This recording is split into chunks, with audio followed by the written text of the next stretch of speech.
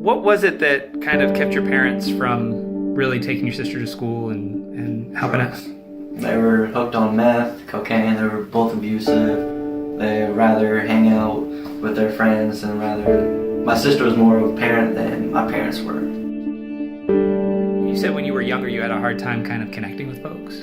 Yes, so when we were taken away at age 2, we were driven down to Missouri, just dropped off to a family. We didn't know this family, we didn't know anybody, so it was hard developing bonds with anybody that, you just met. It's like you was ripped away, questions are still not answered, and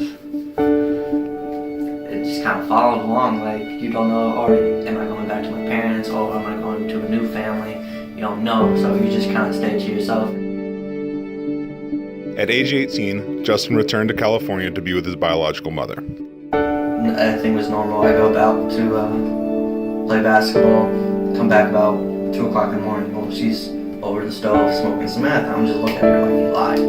And so after that, California was more the original goal of trying to connect with my mom. That didn't happen.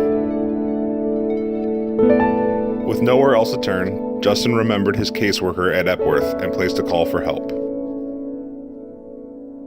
Epworth helped Justin return to Missouri and get plugged into our Older Youth Services program. So Mike was assigned to me. Well, when we first met, we went out to dinner and kicked it off great.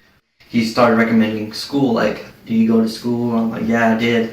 I was on the right track, but I never did the right thing.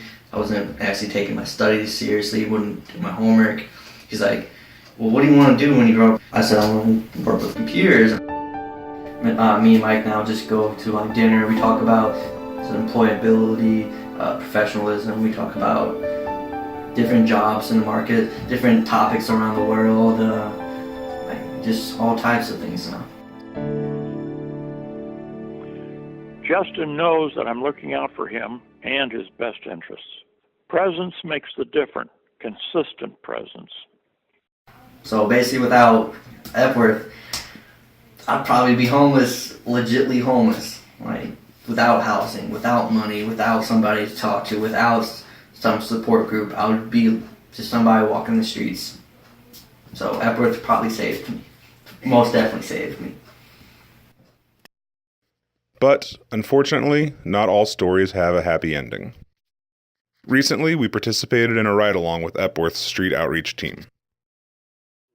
But do you ever find kids that are out on the street that want a placement right away that you can get them into Yes? If Yes has openings. Yeah. Yeah, if we see somebody on the street and they need like placement then and there, we'll call around, and if we can find them somewhere, we will get them placement.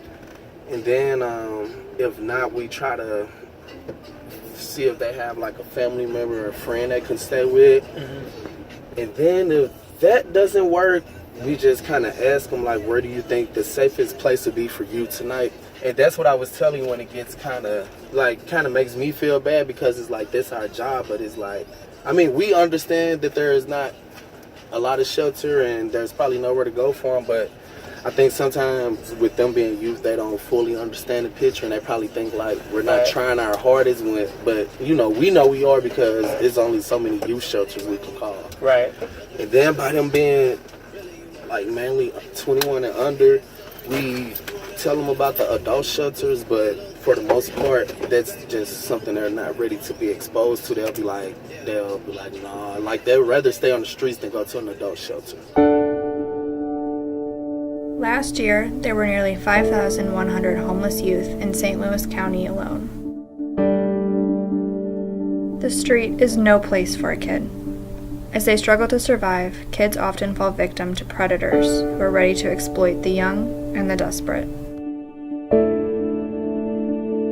1 in 3 homeless adults became homeless as teens. Every year, 5,000 homeless teens are buried in unmarked graves.